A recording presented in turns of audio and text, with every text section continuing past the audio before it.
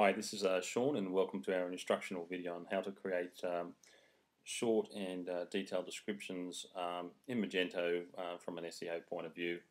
Um, Now, often, many times, suppliers don't always give you copy, which is suitable for putting on the front end of your website. So, unless you have some readily available product information, it can be quite hard to formulate descriptions on products, especially if perhaps you're not totally and utterly familiar with the product itself as well, or some of its key features. So, it can make writing descriptions rather hard. So, but what I'm going to do is show you a few methods in which you can sort of get unique copy, utilizing just information given by the supplier, and formulating your own descriptions.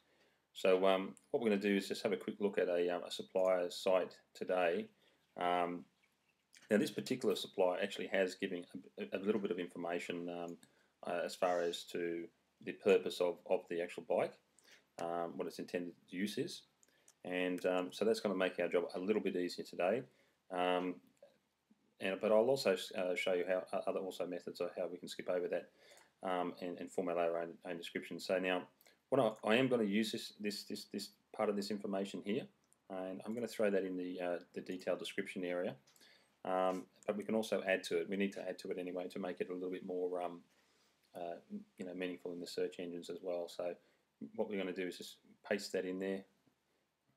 Careful when you're copying content from from websites and things like that. It can actually copy a lot of the underlying code, so it's good to just ensure that you haven't copied a lot of garble there. That's important as far as the SEO point of view is concerned. Now, we also create today a short description. Now, the short description is displayed. Have a look at another website that I'm working on at the moment. It's displayed on the quick overview section here. So that's your short description here, and your more detailed description. Now, with this particular supplier, they gave us quite a little bit of information on their product. So you can see that obviously the detailed description can be as long as you like, and it can be obviously as brief as you like as well. So now what we're going to do here now, also today we also need to discuss.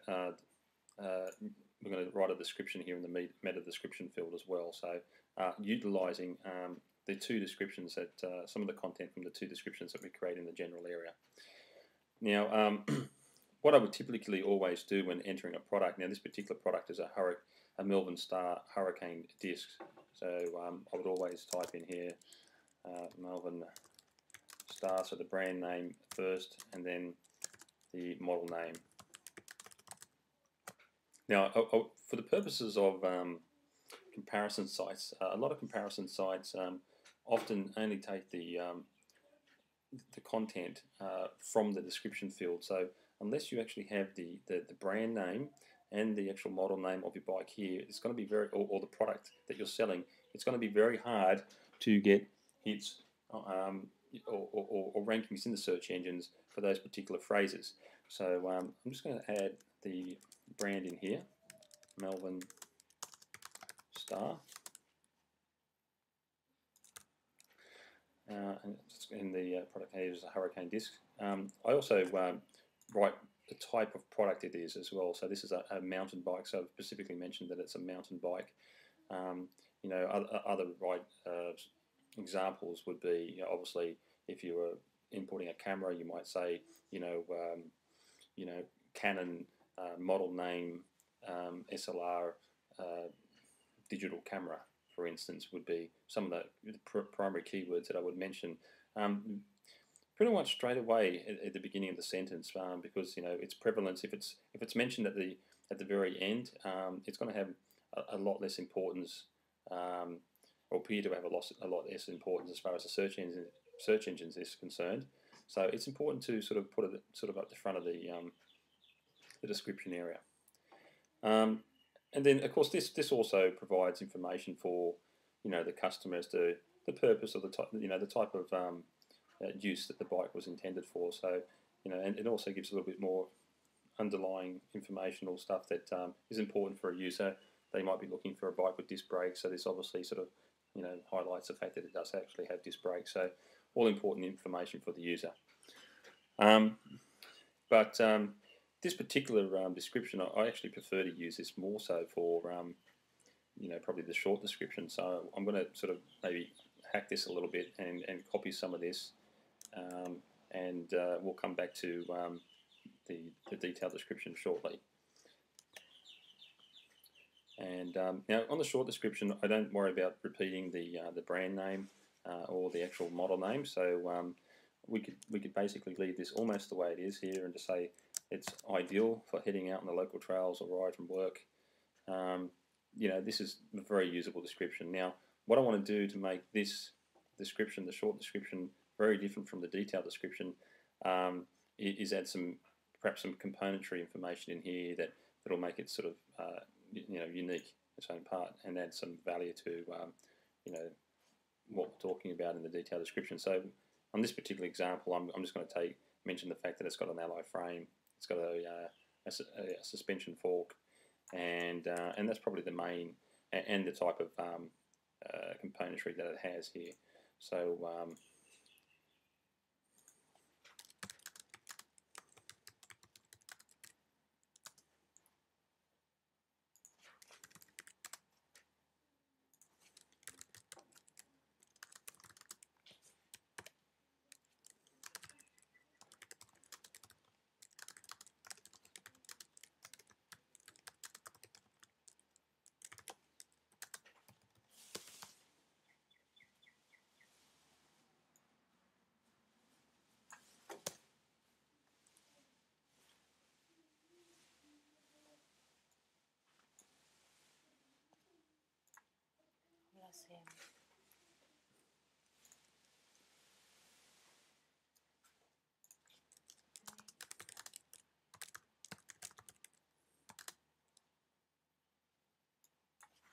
you can see that I've changed that description quite significantly because I wanted it unique from what we've got appearing here.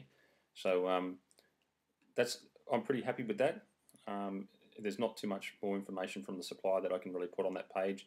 Ideally here, if we can put 200 or 300 words, that would be the ideal situation.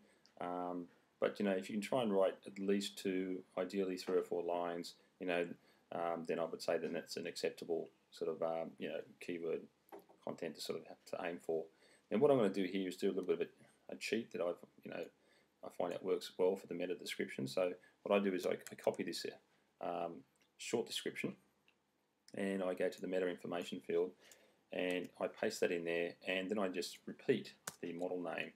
So I say the Melbourne Star Hurricane Disc Mountain, the type of bike, is ideal.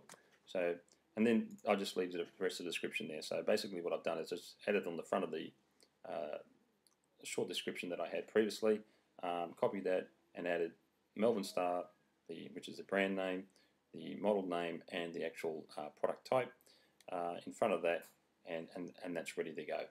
Now with keywords, you need to repeat obviously, keywords basically for the most part for Google, they're not even relevant anymore. So there's a lot of SEO people out there that will say that don't even bother to enter them. Some search engines still need to index them, and I think for the point of writing your descriptions, it's always good to do keyword research, and I think you never know how search engines will change in the future anyway. So I think it's for the amount of time that it takes, it's worthwhile putting in meta keywords. So just going to quickly go through that and add some relevant meta keywords. So we're going to put the brand in and the model name, what's its intended use for is mountain. I'm going to throw in some associated keywords as well, like trail, off-road, right, and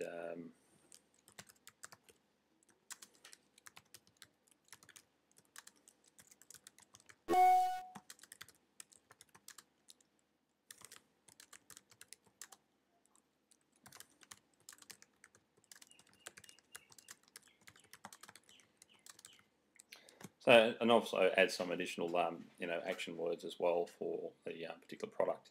The meta title, basically that's made up with a combination of information from obviously the brand, the product type, and then some associated keywords. So what I would normally do there would be